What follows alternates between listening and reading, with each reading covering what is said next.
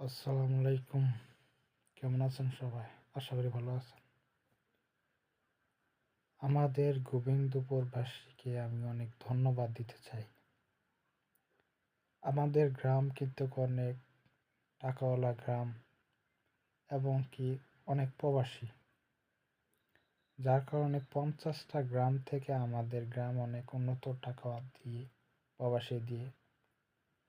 এই গ্রামের সৌন্দর্য ধরে রাখার জন্য আমরা সবাই প্রবাসীরা চেষ্টা করতেছি।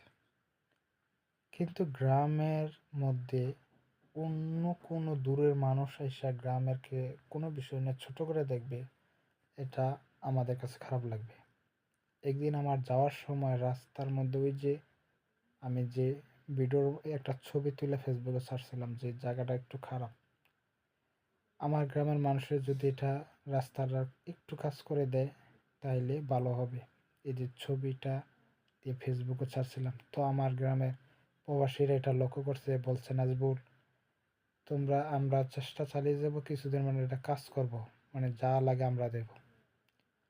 তো এটার সাথে আমি পার্সোনালি ভাবে যারা গ্রামের তারা দায়িত্বে এবং কি যারা অনেক দাপশালী টাকাওয়ালা ভালো মানুষ, আমি গ্রামের মাথাগুলোর সাথে পার্সোনালি ভাবে কথা বলছি। পার্সোনালি বুঝলেন, পার্সোনালি তাদের সাথে কথা বলছি যারা টাকাওয়ালা, আপনারা এই কাজটা করবেন। এভাবে অন্য মানুষ এই গ্রামের এভাবে রাস্তাটার একটু খারাপভাবে দেখছে, আমরা করে ফেলবো। আপনারা পার্সোনালি করবেন, আমার গ্রামের সৌন্দর্য ধরার জন্য আমরা চেষ্টা করব। তো এটার সাথে বলছি যে কিছুদিনের মধ্যে কাজটা করব।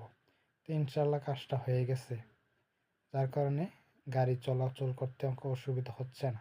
তো এটা আমরা গ্রামের সৌন্দর্য আমরাই ধরে রাখতে হবে।